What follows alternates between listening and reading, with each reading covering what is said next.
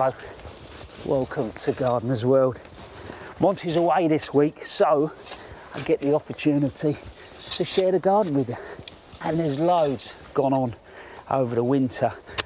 About you, but my garden I think's possibly about 3 weeks behind where it was last year. So I'm still chopping, changing, moving things around, and this is one of them. This is lime balm. A lot of you might know lemon balm, but it's got sort of a subtler taste to it. We use it in teas, but also I've seen it stuffed in chicken and cooked that way. I've seen it used with fish, so really good herb. And the only thing with it can be a little bit thuggish, so what I'm doing is I'm just taking a chunk out of the back of this plant, and then I'll just move it to somewhere else in the garden.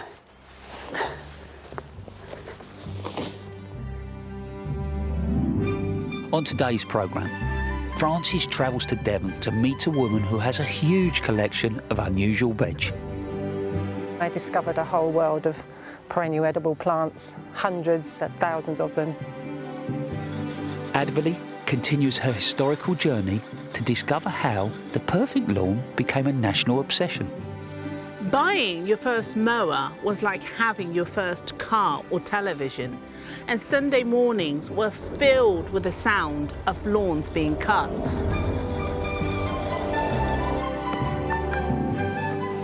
And I will be planting this in an area of the garden that I'll be making some changes to.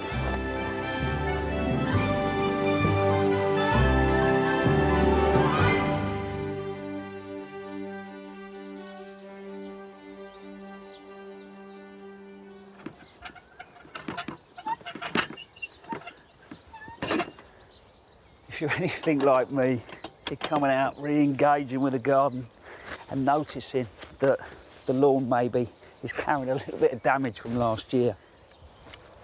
We were out here one sort of Sunday tea time and it was getting a bit cold, so the kids sort of dragged the fire pit around here and we lit it while we were having a kick around on the lawn, and actually it got a little bit hot, so it's killed all the roots of this grass. So what I'm going to do is just repair this little patch.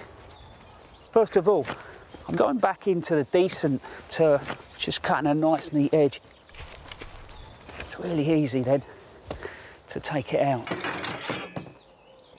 Using the fork, take the old turf off, making sure that I'm leaving as much topsoil as possible.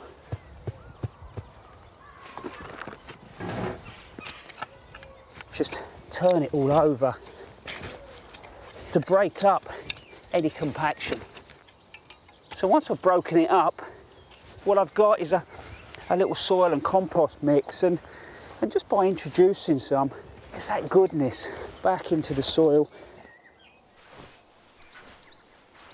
So I'm going to turn that in,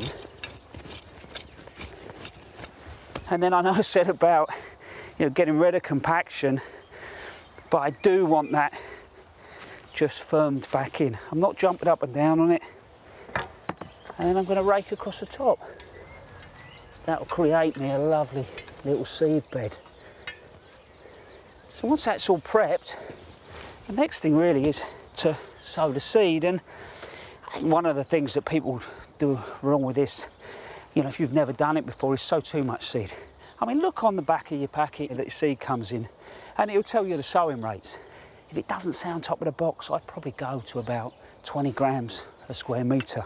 And when it comes to seed, there's lots of different types. This is just a standard lawn mix with a reasonable amount of ryegrass in it. But you've got slightly shadier conditions, you can choose seed that suits those.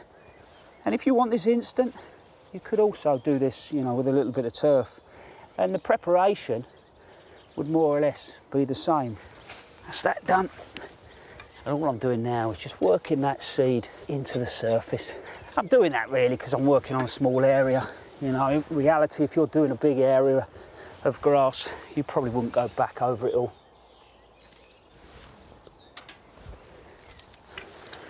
So over the next few weeks, this really will need a good watering depending on the weather. And it has been a dry old start to the season. I mean, I think in reality, it's not just the cold weather that my garden's been so far behind, it's the lack of water. So the last thing I'm going to do is just cover it up. Since I moved in here, I reckon about 2,000 pigeons have as well. So you can guarantee the moment that I went indoors, they would be down here having a good feed. But this tiny bit of fleece would add a little bit more warmth and help with germination. But also it makes people stay off it. You know, the kids come straight back out in the garden, and if something's covered, they might not walk on it. That's just simply pinned in place. So there you go, that's nice and secure. What I'll do is I'll leave that until I can just see the slightest bit of green, uncover it, keep it watered over the next few weeks, and soon it'll look as green as the rest of it. I may not be a lawn connoisseur, but it does fascinate me, our relationship with the lawn. And a few weeks ago, Adverley went and explored the history of the lawn. Now, she's going to explain to us how they became a national obsession.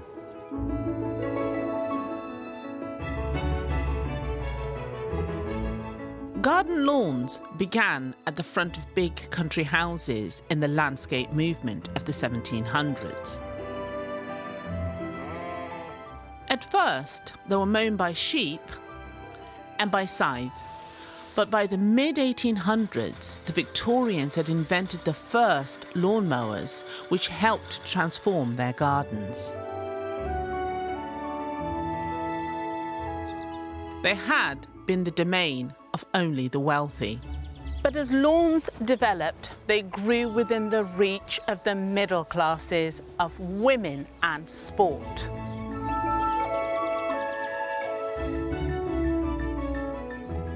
By the late 1800s, lawnmowers were creating a perfect surface for all kinds of outdoor pursuits. Cricket had been around for decades at houses like Goodwood. But now estates and parks started creating their own croquet lawns, like here at Brodsworth Hall. Croquet became incredibly fashionable, and by the end of the century it was the most widely played sport in Victorian England, partly because men and women could play together. Up until now, archery had been the only option. But on nice flat lawns, croquet was the new alternative, nearer the house and less risk of death. For Victorians who loved precision, the new mowers came with an added bonus. Rollers had been around for decades to flatten the ground, but mowers had an internal roller to help propel the cutting blades too. By cutting the grass short and rolling it, lawn stripes were created almost by accident, and that set off a whole new trend.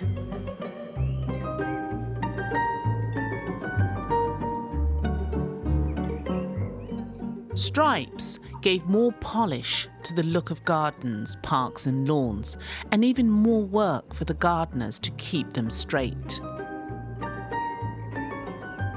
There was an attempt to make bigger, steam-driven mowers that powered themselves, but they received some damning reviews.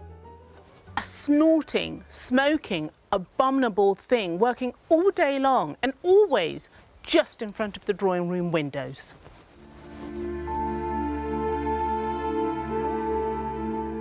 As Britain entered the 20th century, everything changed.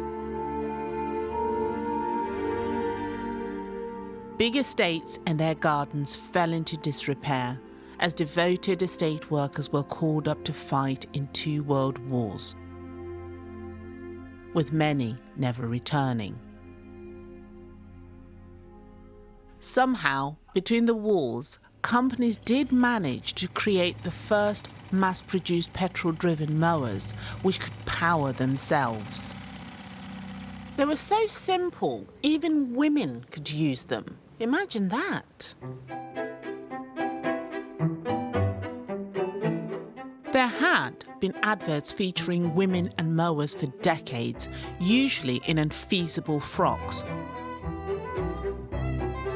But during both wars, with women working alongside men as land girls and in the forces, attitudes and ambitions had changed.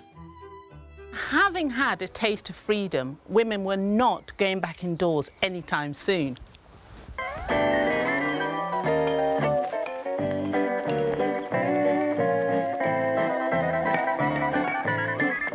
So as Britain got back on her feet in the 50s and the middle classes moved from the cities to the newly built suburbs, gardens changed from a place to dig for victory and grow food into somewhere men and women could relax.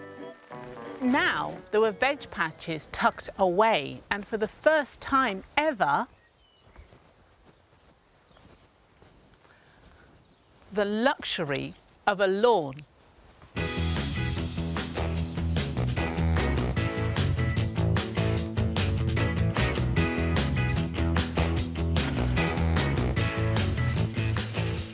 To have a beautiful lawn down the middle of your garden in the 60s and 70s showed your middle-class credentials. If it was striped and flanked in bedding, even better.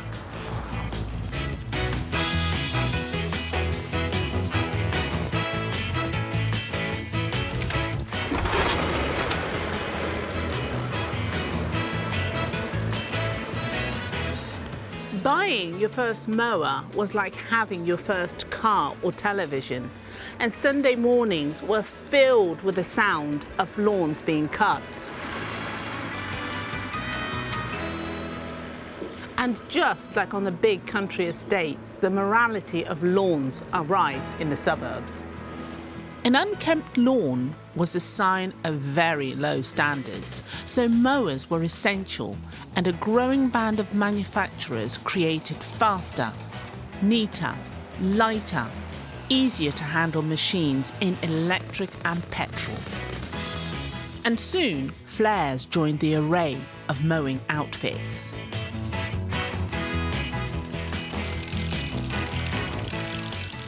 It's about now that Clive Gravitt, who provided and pushed all these fantastic vintage mowers, deserves a sit down.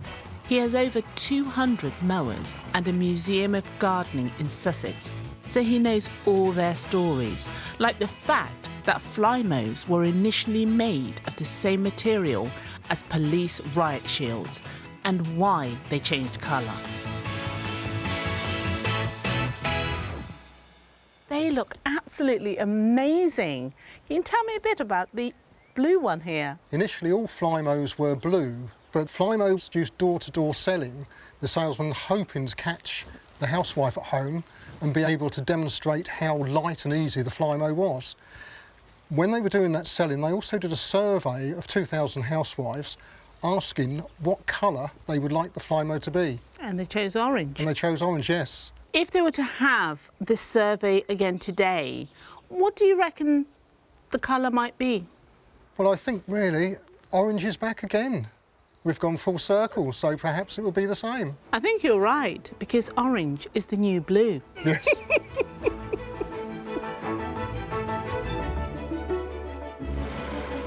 These days, lawns are a given in most gardens, although increasingly we are mowing less, knowing that longer grass is good for wildlife. But simple, green, grassy spaces bring a lot of joy.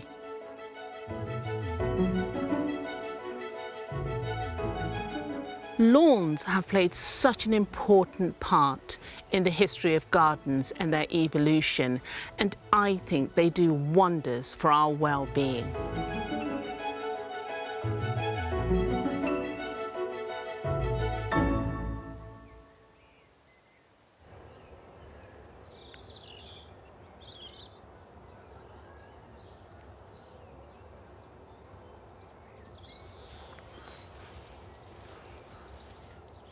Looking at my slightly unkept lawn, I think the neighbours would be peering over the fence and definitely looking down their nose at me. Here I cut around the edges so it looks tidy, but the main area we only cut every 4 weeks. And down on the other lawn there, what I did is, as the year went on, I left some areas just to grow that little bit more, and I ended up with this beautiful yarrow meadow. And it's interesting, even in here, the amount of sort of wildflower that appears so quickly. And it does blow your mind as to how much wildlife really starts to use the green space. You might remember last year I planted these Iris reticulata and crocus circles all the way through this area, and they worked really well, gave us a good early splash of colour, but also provided for early pollinators. And now I know they look a little bit scruffy, but you've got to remember it's important, just because your bulbs have finished flowering, not to cut them back. We leave these for a good 6 weeks. This slightly scruffy looking green foliage is working hard. Photosynthesis is going on and goodness is being stored down in that bulb. And that's what's going to give you next year's flower. So we'll give it a few weeks and then we'll give the whole lawn a cut. But for me, doing that for wildlife, not just for us, is incredibly important. And now it's time for your first film. And it's a lady called Anne Hardy, who definitely gardens with wildlife in mind.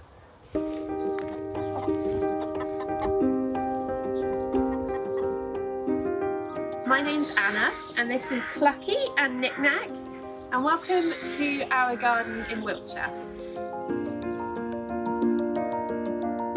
I like to keep things really naturalistic, really full of colour, and my planting is mostly in tune with nature and the wildlife around us. This is my wildflower, cut flower raised bed. I've got a few hyacinths coming up in here, some tulips, and these are really good for making my wildflower jam jar posies. So they're sitting there in a bucket of water, conditioning, so basically having a big drink, and then I'll take them indoors and arrange them in a couple of hours. This area here is my no-dig flower patch. It's probably proper gardener's worst nightmare, but I love it. And the reason I'm filming here just now is because I've just spotted this gorgeous butterfly here. So thank you for joining me in my own garden. Weeds, wildflowers and insects all go very well together, and they also make a wonderfully therapeutic and very colourful space for the humans in them.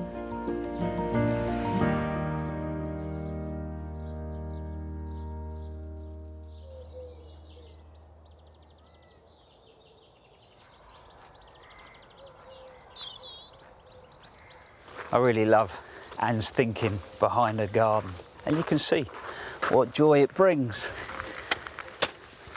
Woodland over there has been really good this year. A little bit of transition period now before the bluebells pop up, but for me that area doesn't need a lot of colour. It carries texture and interest. But I appreciate that not everybody's got a woodland, but I think to have that taste of a woodland outside your back door is achievable in a container. And I've got an old galvanised bath, but it could be any old pot really. And I've been down the nursery and picked myself a load of sort of woodland plants. I'm just going to create a setting. I've mixed up some topsoil, and then I've used some composted bark and then peat-free compost.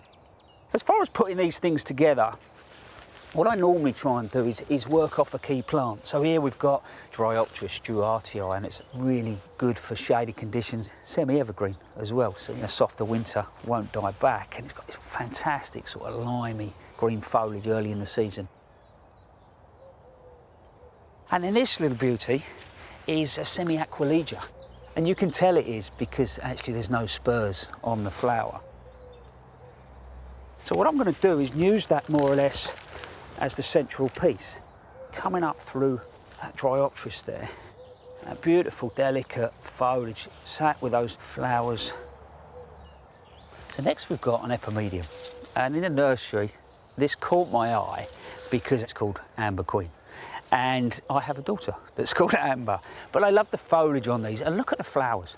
The flowers look like sort of four-legged spiders, and I think they'll work really well with that semi-aquilegia. So work that in here.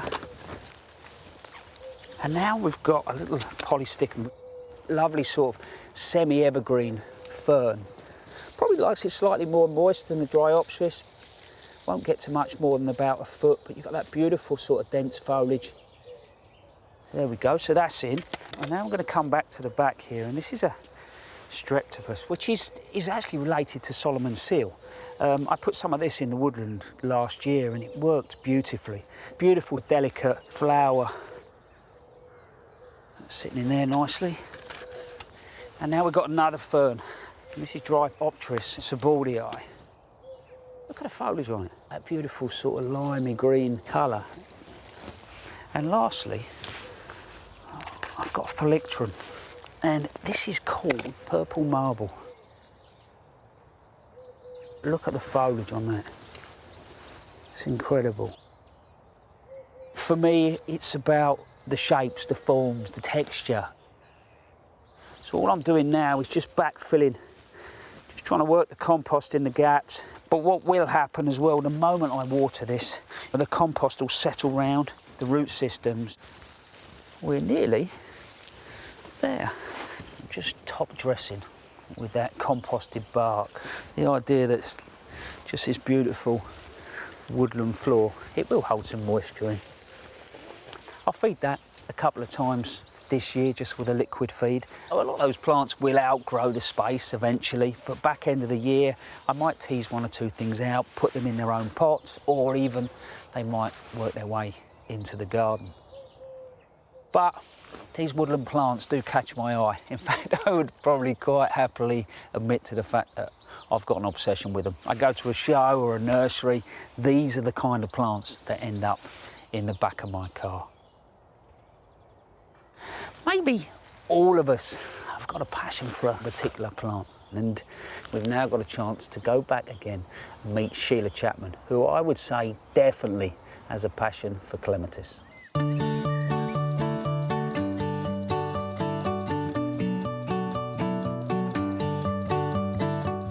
Once you get hooked on clematis, that's the end of it. You're with them for life.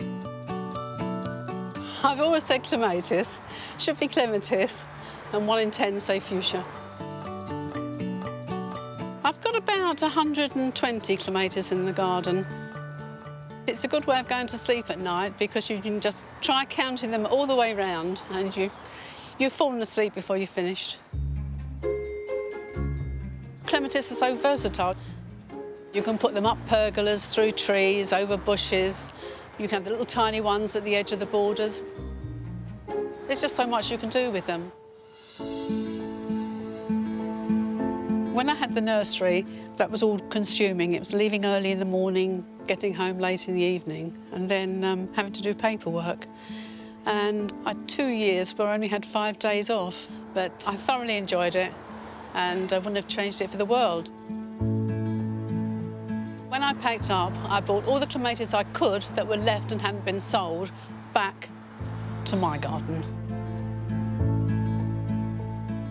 When you go out to buy clematis, if you choose the small liners that you can get and are quite cheap, you have to grow them on in a 2-litre pot for about a year until the roots are right the way round, then plant them out, because the stronger the plant, the better it will perform in the garden.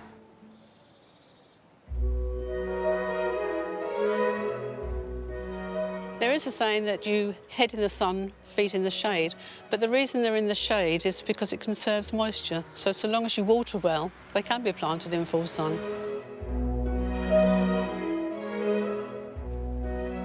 Try to place clematis so that it enhances the plant that's already there.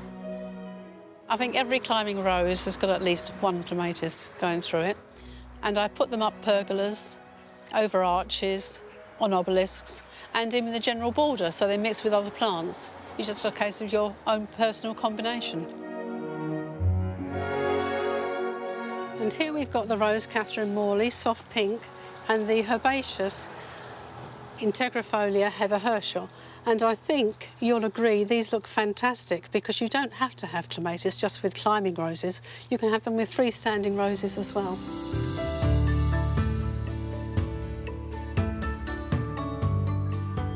This is one of my favourites. This is Golden Tiara.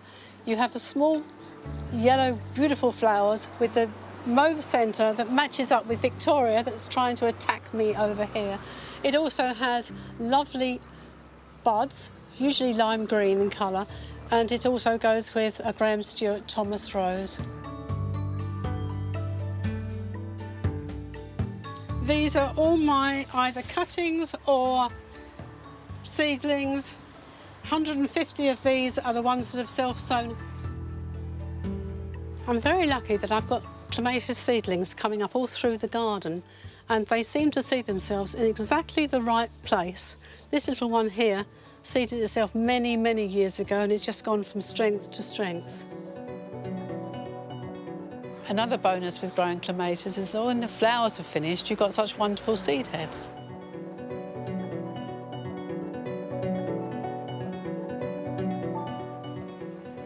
This is the large late-flowered variety called Karoo. I grow it on obelisks, many of which came from the nursery, but it's sentimental reason as well, but they do add height all round the border. As you can see, I've spiralled the stems all the way round so that the plant covers the whole area and it doesn't just go straight to the top and then go flying away and looking a bit weird and wonderful like a triffid. Now with the pergola you have the uprights. It has all the clematis going over, so you've got extra interest. On the back of the pergola with the fence we have the Rose Awakening, which is pale pink and quartered, and when that's out and you've got the clematis as well, you've got these beautiful large purple clematis. It's just one mass of impact of what you can do when you have clematis and roses together and you've got a good support to put them on. I think no garden can be without a clematis or 10, because there's so many different shapes and you can put them with something, so when something's gone over, you've got the clematis to continue with the flowering. Do what you like with them. They're very amenable.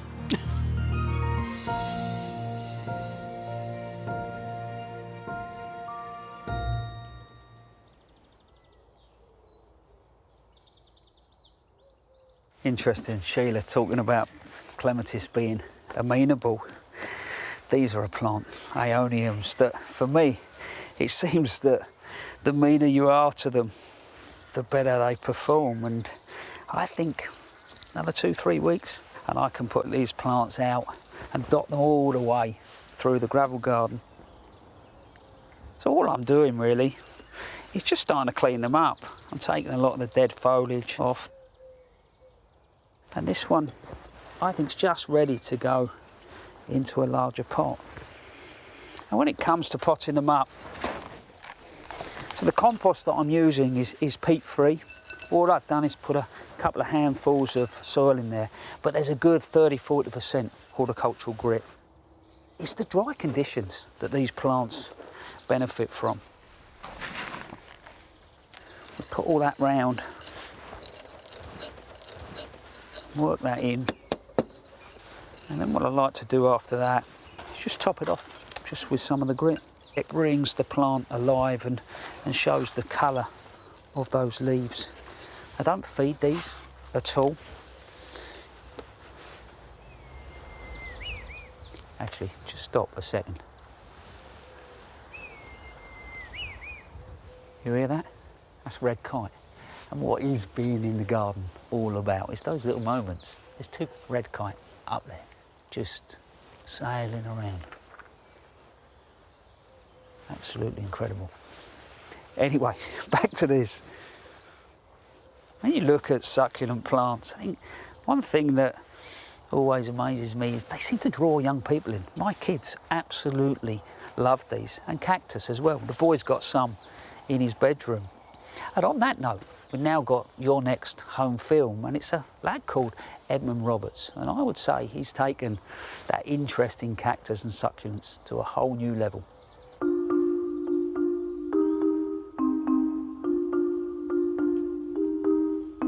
Hello Gardeners World, I'm Edmund and I'm 13, and I'd love to show you what I've been getting up to in the greenhouse during lockdown.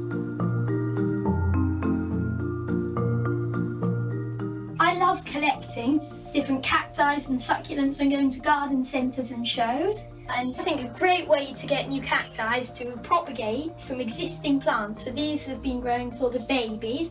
I'm going to be propagating that on. So I'm going to try and tease this off the mother plant, try and not damage it. And then there we are, so I've got another plant that has rooted. So I can then put that in this pot. So I'm going to put this in the compost, in the potting mix. Then I'm going to try and put some compost around it to anchor it in. Now I'm going to water that gently, like that. And then I'm just going to add a bit of grit around the edge, so it will help anchor in the plant. And here we are, so that's done. So I hope I've inspired many of you to get outside in your gardens and enjoy the green spaces around you.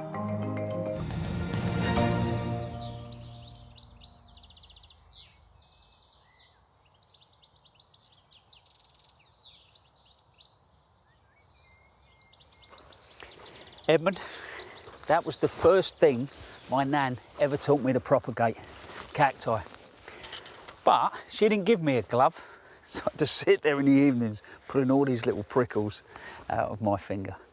Keep it up, young man. Look, I remember last year, this shrub, it's a phlomis, we were pruning it and it performed beautifully. You can still see the remnants of the flowers. But it does feel like it's been a really long, cold, wet winter. And this has had a proper mullering.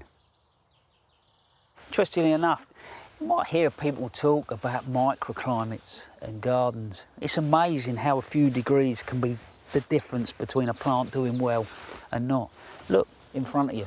You know, we're talking about 10 foot away, but that phlomis over there is tucked back against that wall. And that wall, I think, sucking up any warmth there is, holds it and then releases it like a radiator, and that's helped that plant through the winter months. But there is hope. But if you look in there really closely, you can see there's just little signs of life. So what I'm going to do is I'm going to roughly prune it and then see how it gets on over the next few weeks. And then I'm going to tidy it all back up when I know exactly where it's going to shoot from. While I finish that, still to come on today's programme. We meet a man who's been breeding some incredible new varieties of elder. I might grow thousands and thousands of plants to produce just one good plant. This is my nerdy side. And I'll be adding some structural shrubs to a new border I'm creating. But first, Francis has gone to Devon to meet a lady who grows the most amazing veg.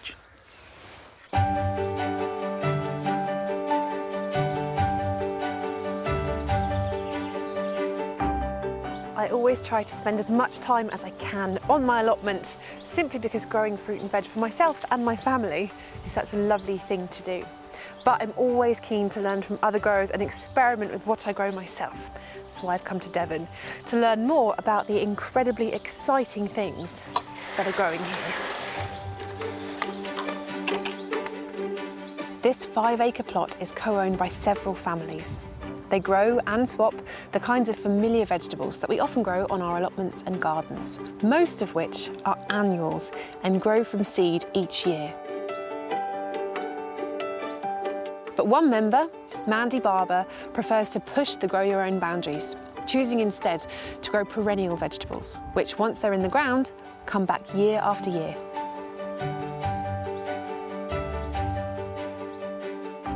Mandy has been a passionate veg grower all her life, but since she discovered her first perennial vegetable, she has never looked back. There's so much, isn't there? I know, it does feel very abundant, doesn't it? Yeah, it does. So what got you into all of this?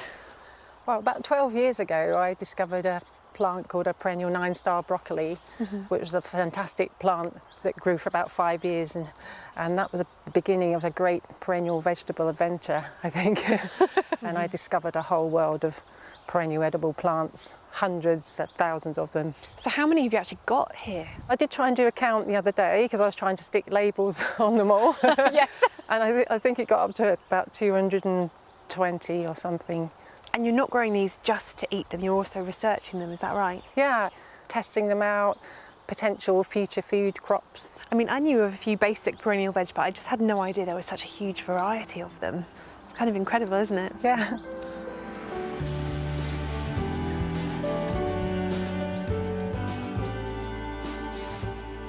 So what is this plant here? This is Good King Henry. Okay. And who doesn't want to grow a plant called Good King Henry? So this is a green leafy vegetable, a bit like spinach, and it's been grown for centuries. And there are 3 harvests: an early spring harvest of the young tender green leaves, and then the unopened flowering shoots can be used a little bit like an asparagus spear. And then amazingly, as it's a relative of quinoa as well, the seeds can be harvested and used as a quinoa substitute. And these really have any pests at all. I really don't need much looking after. Do you feed it or? I haven't done anything to this one. It's quite happy on its own. How do you propagate this?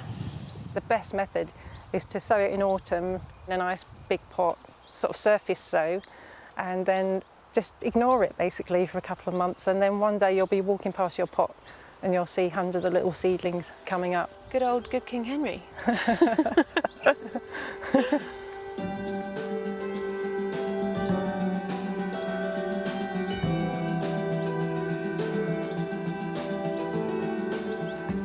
Wow. What is this? This is amazing.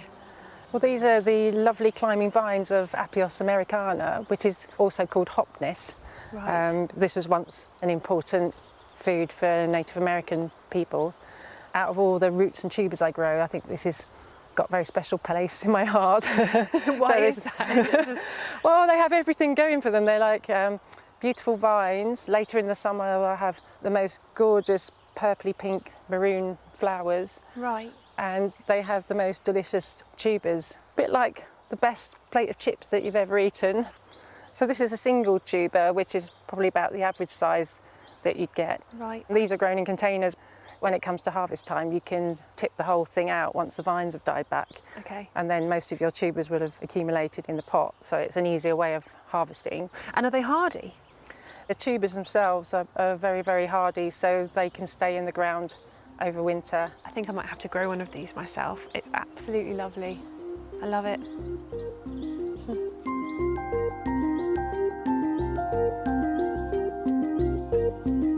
One of the issues with annuals, for those of us who don't have a greenhouse or polytunnel, is that we can't produce fruit and vegetables until the weather warms up, which means we're left with what's known as a hungry gap. But perennials have a really strong root system, which means they get going as soon as the temperatures rise. This is a Hablitzia tamnoides, also known as Caucasian spinach, herbaceous perennial climber, and the leaves can be used just like spinach or used as a salad leaf. And the wonderful thing about this is that you don't need to take up a cultivated bed or a sunny part of your garden. They'll actually thrive really well in a shady, quite damp spot.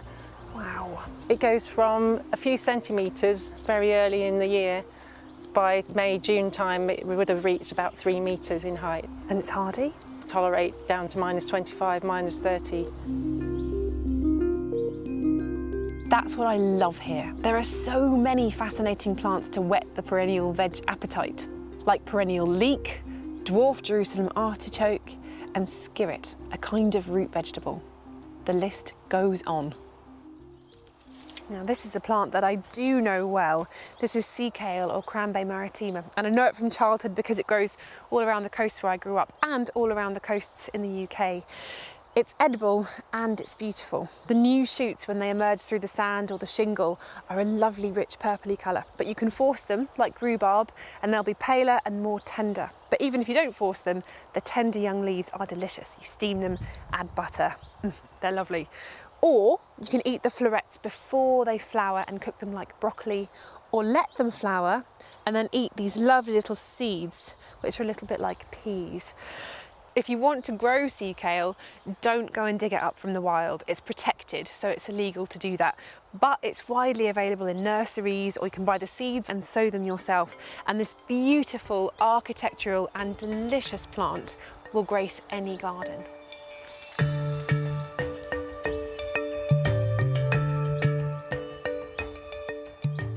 You see, to me, this just shows how ornamental edibles can be.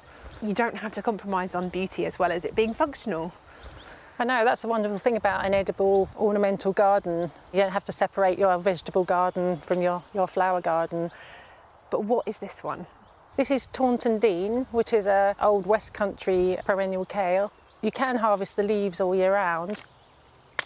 Traditionally, they would be passed from neighbour to neighbour just through cuttings. Its other name is actually cottager's kale, which sort of makes reference to its use by ordinary folk over the centuries. And that's the thing that's kept this variety alive, where so many have disappeared. I mean, for me, this just is what's so special about perennial veg. You plant it out once, you don't have to do anything to it, and it looks amazing. And in the spirit of passing things on, would I be able to have a cutting of this, please? Of course, you definitely need your own Taunton Dean. I think so too.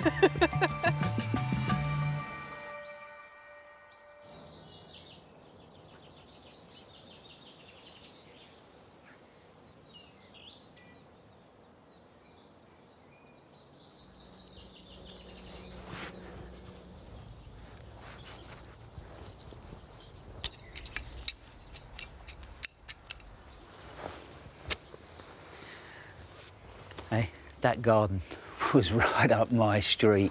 They're absolutely incredible. And that array of perennial veg.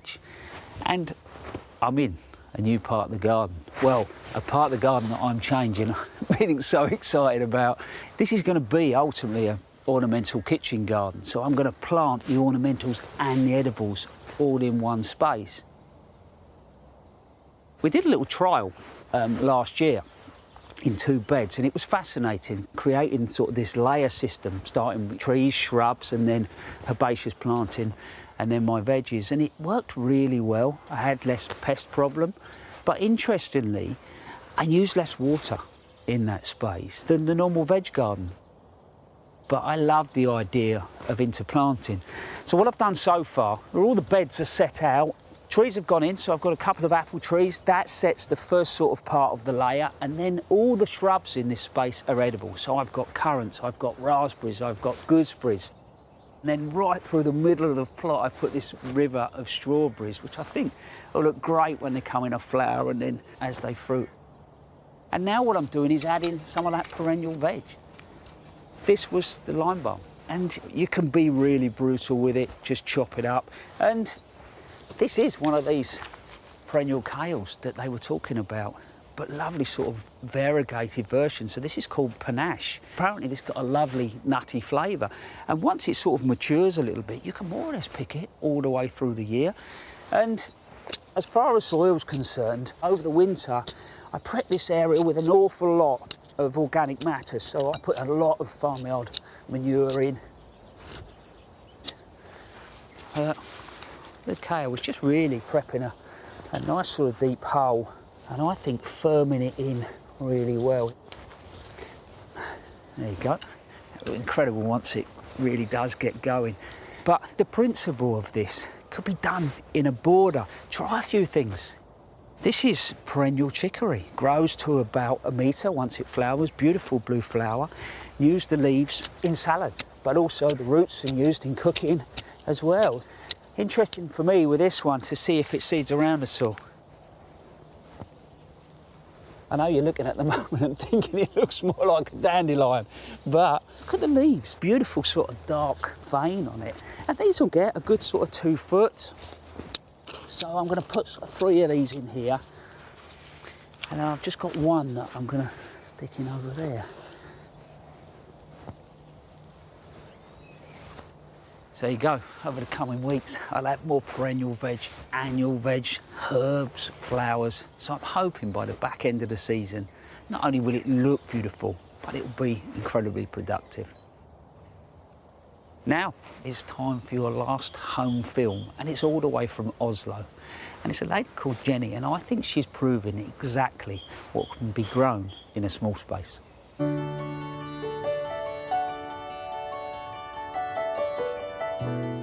My name's Jenny, and I'm sending this film from Oslo, Norway's capital. I wanted to show everyone what you can achieve on a small 8 square meter balcony if you want to retreat from the world.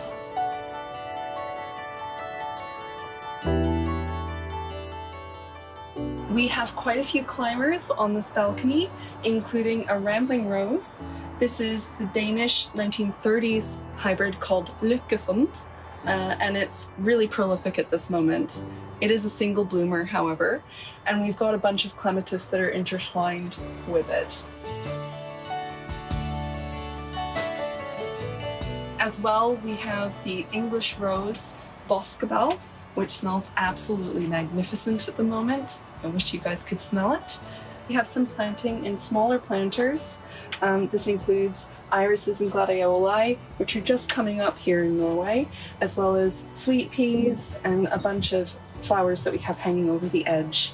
In addition, we do have some veg here. We have some tomatoes and herbs and some cucumbers growing in these pots.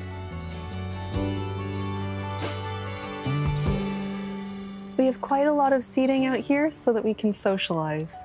As you can see, we've planted a lot of things vertically, including the honeysuckle behind me and the alpine clematis on my right. This means we can maximize the space on our small balcony.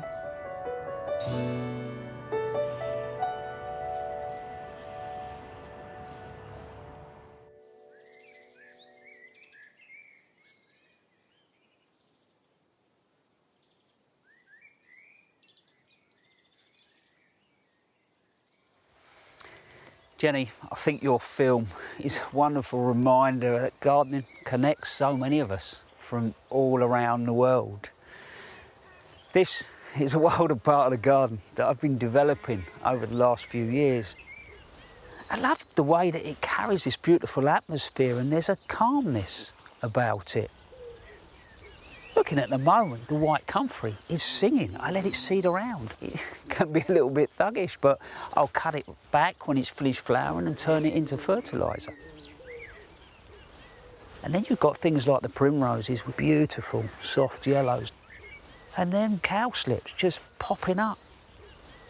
And when you look further down, I've even got cobnuts and wild elder. As that all passes on, you know, things like the cow parsley will arrive. And I think in my head it's playing with that idea of what is a garden? Is it controlled, neat and tidy, or is it something wilder? Because when you think back to the early plant breeders, they were starting from wild plants, and they created plants that ultimately we know and love today. And now we've got another chance to catch up with a fascinating man that's doing just that with elders.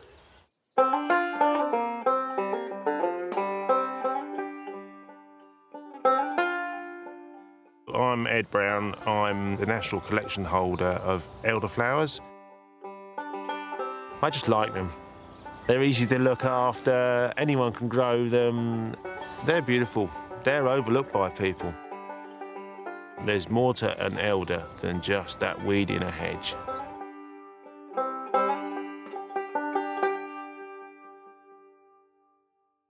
There are 126 named varieties of elderflower, and I have bred another 11 new varieties. But I'm very selective. It takes a long time for me to choose. I might grow thousands and thousands of plants to produce just one good plant, and that could take 5 years. This is my nerdy side.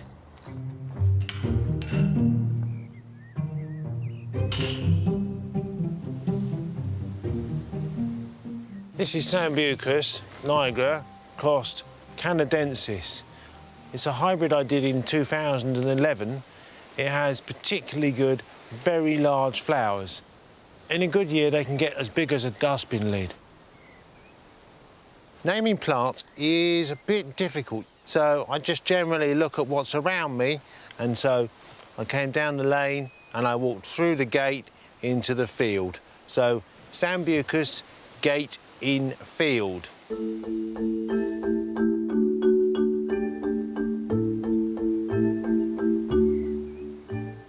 I realised one day when walking through the collection field that all of my elders look, smell and taste different.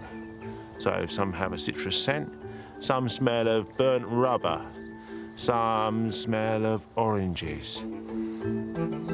What it's caused is my mind to explode into wanting to breed more new flavours for cordial and champagne.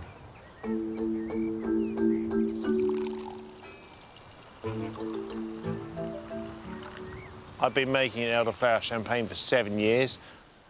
This is the red one. I'm really pleased with the colour. It has amazing scent and amazing flavour.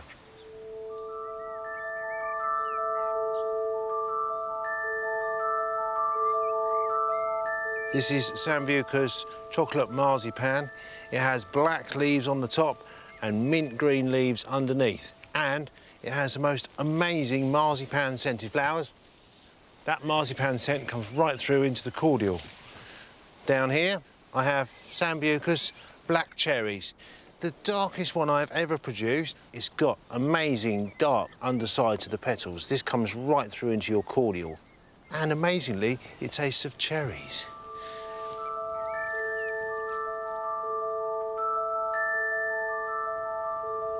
Harvesting your elderflowers is about respect for the plant. Respect your elders.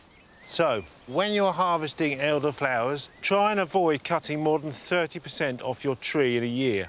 If you cut all of the flowers off, it will try and reflower again the same year. This depletes the plant and you will end up losing the plant eventually. So, remember, respect your elders, only cut off 30% and leave the rest for the wildlife.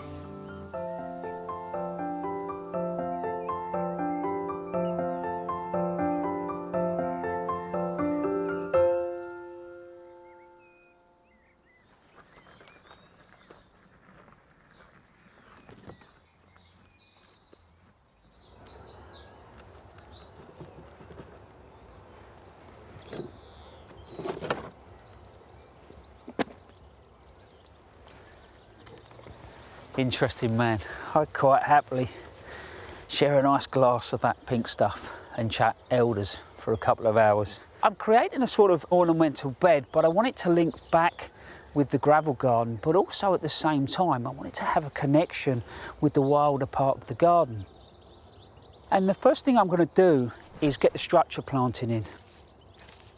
So when it comes to designing it, straight away I walk in here and there's a big void up above my head. So though the whole area is sort of surrounded by trees, there's a big gap. So if I put something in there, you know, straight away it's going to start to connect things together. And the one tree that I'm feeding off here is that cherry plum. There's a real dark colour and it's the only dark thing in here. So what I want to do is develop that in the structural planting.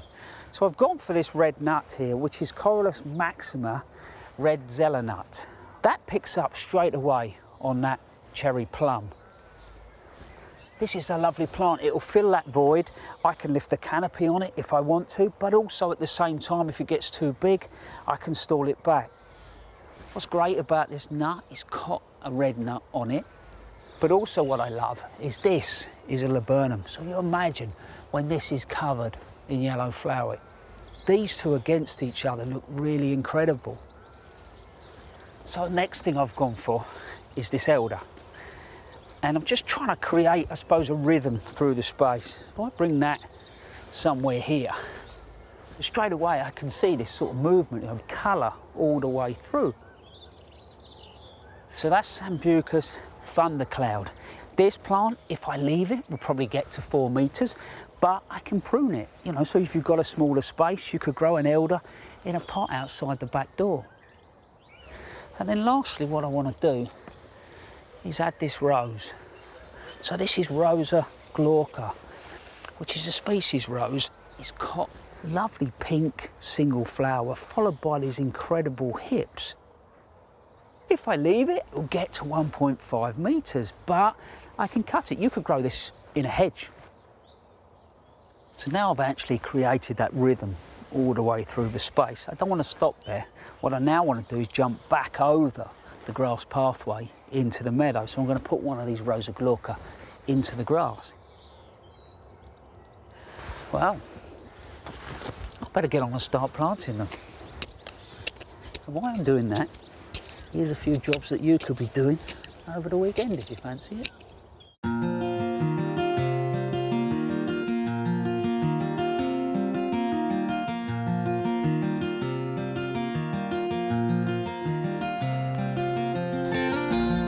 If you grow rhubarb, at this time of year, a flower spike may appear. If it does, it's a good idea to remove the flower stem as close to the base as possible using a sharp knife. This will ensure that all the plant's energy goes into leaves and roots and not into producing flowers and seed, making for a better crop next year.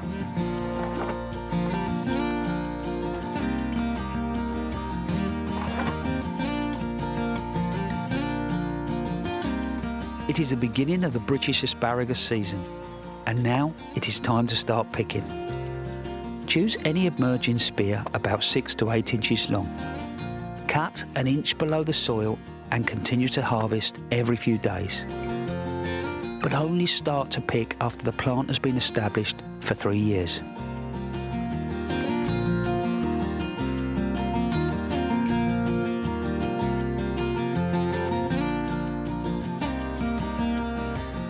I grow my sweet peas in long pots, 3 plants in each.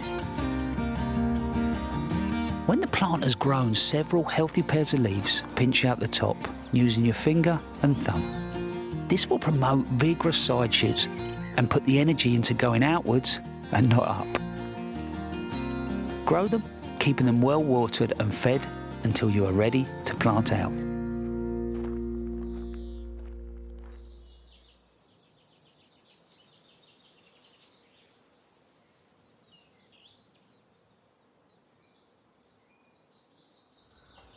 This meadow area is really starting to come alive now.